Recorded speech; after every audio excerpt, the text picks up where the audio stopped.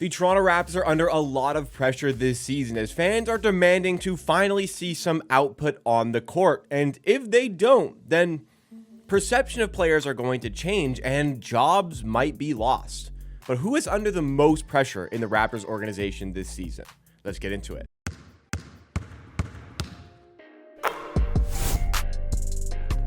Welcome on in, everybody. This is Amateur Sports, the YouTube channel that is dedicated to giving you Toronto Raptors content. Today, we're investigating the entire team, trying to figure out who is under the most pressure. We're going to start with what's happening on the court, because perception of players are certainly going to change if things do not go well for the Raptors this season. And there are a variety of players that are going to be hit by that. I mean, first of all, you look at Brandon Ingram, who's coming to the team coming off of that big injury with the New Orleans Pelicans. Now, we can speculate as to the degree of that ankle sprain, and if the Raptors were in a position to be in the playoffs, would Brandon Ingram have returned earlier, and would he have returned last season? We don't know. The Raptors were tanking, but been a lengthy injury off the back of Brandon Ingram, not really achieving much with the Pelicans. Like, there was one All-Star appearance. Yes, that was quite some time ago now for Ingram.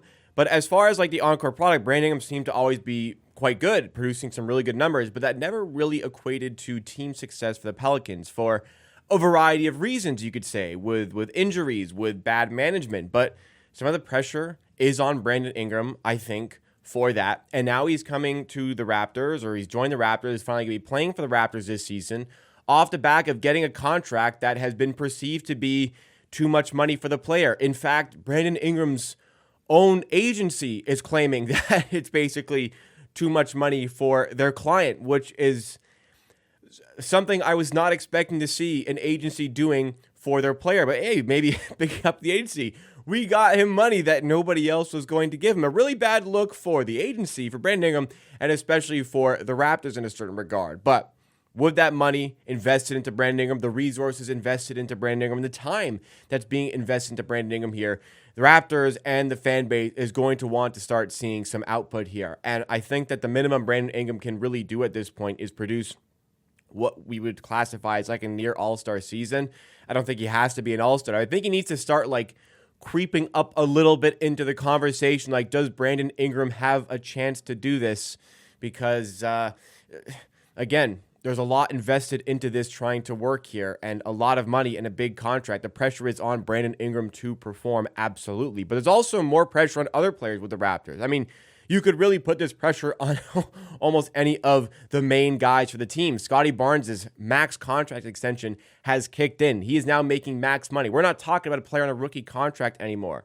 If there's another underwhelming season for him, like now we're really talking about big figures from a financial standpoint. Scottie Barnes really needs to start showing up. Emmanuel quickly has garnered the perception around the league that he's one of the more overpaid players in the National Basketball Association. Emmanuel quickly needs to start taking some leaps as a player. And for RJ Barrett, he needs to start proving to people that his value is not just a number on the end of like a spreadsheet. His contract and his salary, and that salary's ability to match other salaries in a trade, is really the only value he has right now. Can he start showcasing to people that he has value as a basketball player as well? A lot of pressure on a lot of different players within the Raptors organization.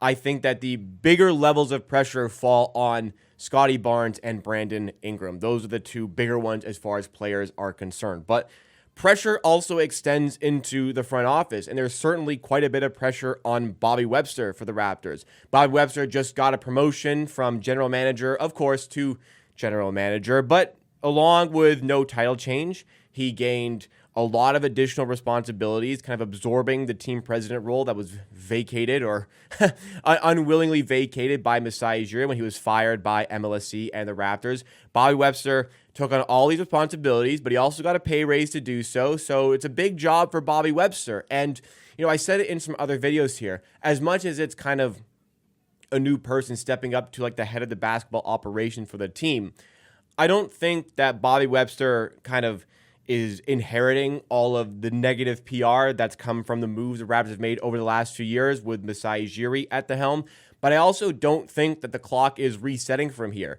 Bobby Webster was a general manager. He seemed to be Masai Ujiri's right-hand man, had a very large say in all of the dealings the Raptors have done in recent years. So he is responsible for a lot of the decisions and how they may or may not affect the team positively going forward. So if things don't go well this season, yes, it doesn't reflect well on Masai Ujiri, but it also doesn't reflect well on Bobby Webster. Like, it was, I think, a trade that made sense in getting Brandon Ingram. The Raptors didn't give up much to do it, but there are a lot of questions about the fit. There are a lot of questions about how much money he's making and if it was worth giving him that money, if it was worth taking on that contract. I know the Raptors didn't give away a lot to get him, but was it worth it to give him that contract? What kind of player is Brandon Ingram going to be? If Brandon Ingram underwhelms, that again looks poorly on Bobby Webster. If Scotty Barnes underwhelms, that looks poorly on Bobby Webster and the roster construction. Same goes for Emmanuel Quickley and a little bit to RJ Barrett.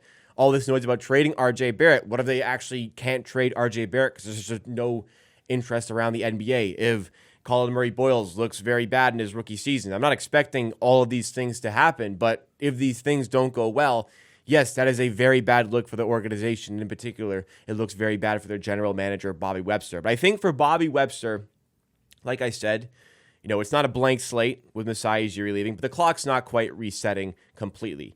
But that doesn't mean that I think his job is under any security risk after this season. If things don't go well this season for the Raptors, I think like a full offseason at least will be given to Bobby Webster to try and make things right. Honestly, I could see Bobby Webster getting this role for maybe 3 years before something drastic may have to change in that endeavor. But I can't really see him getting fired anytime before that. If he does get fired at all, maybe things go well. And hey, I'm hoping things go well. And honestly, I think things may go well for the Raptors this season. And I think 3 years is a pretty good timetable to evaluate Bobby Webster and what he can do. And speaking of 3 years, I don't think Bobby Webster's role will be at risk if things don't go well this season. But there is certainly a lot of pressure building up on the Raptors' third-year head coach, Darko Rajakovic, brought into the team. And since then, there really hasn't been much to be excited about. In Darko Rajakovic's rookie season as head coach, his first time as a head coach in the NBA, he was given like a pretty solid base of players. Like you had Scotty Barnes in his All-Star season, you had Pascal Siakam, you had OG Anunoby,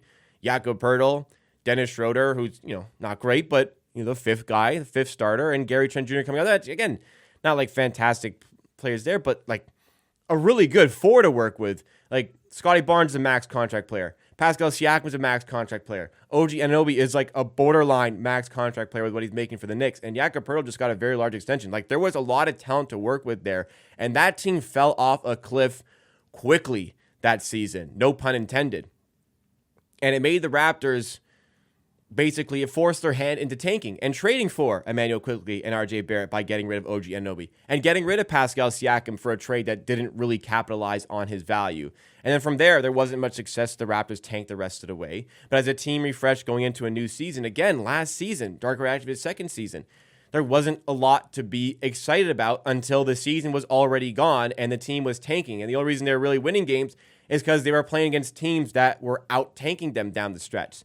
There really hasn't been much positivity from an on-court perspective when it comes to the Raptors head coach, Darko Rajakovic. Now, there's obviously other factors that you can look at for the guy because he's a very well-liked figure within the team. There's a lot of respect that the players have for him. He seems to be a good basketball mind, at least according to the players. And we've seen some of the players take developmental strides with him at the helm. But the bottom line when it comes to being a head coach, and especially in the position the Raptors are in right now, the bottom line is you need to start seeing some wins. This 2-year buildup is all good and well as long as there is success in the court this season in the way of wins. The Raptors have said it.